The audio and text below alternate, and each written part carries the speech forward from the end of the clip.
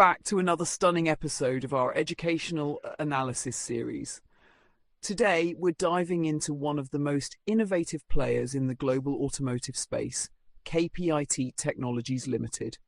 Operating in the information technology sector, KPIT is a trusted partner for the world's leading auto brands, driving the shift to software-defined vehicles with expertise in embedded software, AI, and digital mobility solutions. With 11,000 plus professionals across the globe and engineering hubs in India, Europe, the US, Japan, China, and beyond, KPIT is shaping the future of smart, clean, and safe mobility.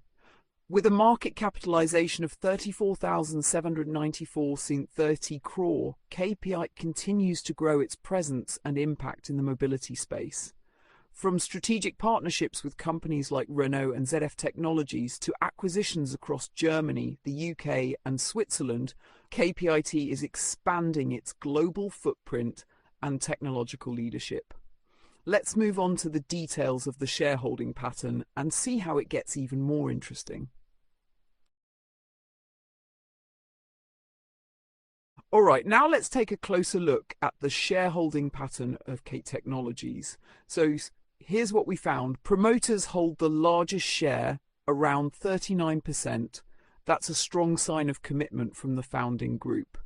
Next up, institutional investors, they hold about 38%, which is quite impressive. It shows solid participation from big players like mutual funds and foreign institutions. Then we have public shareholders holding roughly 22%. And finally, others making up the remaining 1%. Now here's why this structure is interesting. First, the promoter holding has stayed consistent since the March 2023 quarter.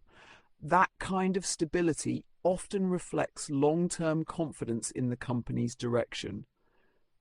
But what really stands out is the steady rise in institutional investment starting from June 2022 all the way up to the latest quarter. That upward trend? It's a very positive signal. It suggests that large informed investors are increasing their stake, likely because they believe in the company's growth story.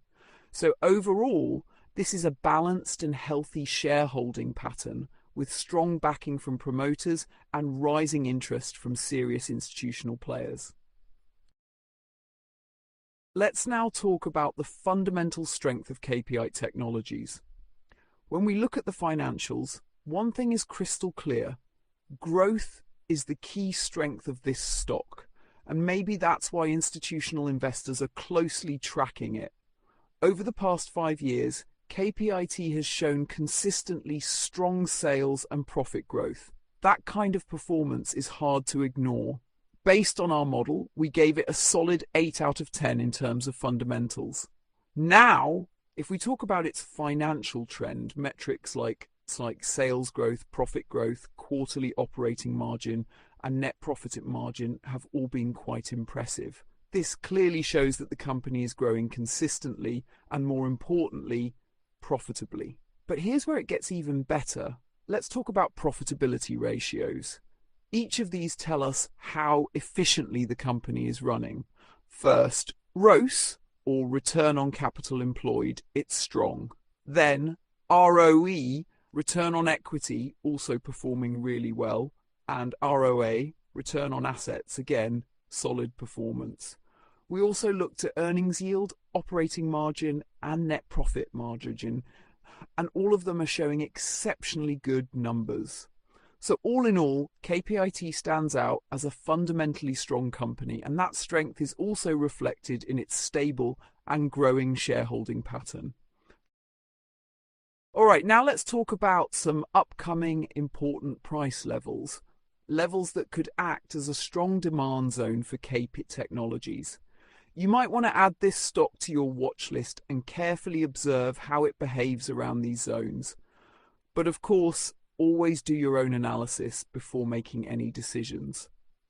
Now here's what we've observed. Between June 2024 and the first week of October 2024, the stock faced strong resistance around the 1950 to 1850 range.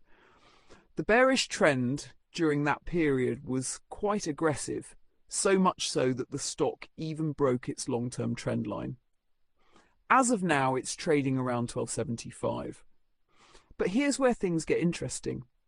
On the monthly chart, during April and May 2025, it has formed a bullish engulfing candlestick pattern, which is usually seen as a positive signal. However, the weekly chart as of 23rd of July 2025, we can clearly see a formation of lower lows, which means the bearish trend is still continuing.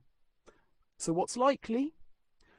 We believe the stock may consolidate for a while, and if smart money starts entering, the price range between 1160 and 975 could act as a strong demand zone. That's the area we're watching closely. So go ahead, do your own research, observe how the stock behaves around these levels, and feel free to share your thoughts in the comments below. We'd love to hear your view. And with that, we wrap up today's episode. If you found this analysis helpful, don't forget to like, share, and subscribe for more such deep dives. Until next time, keep learning, keep analysing.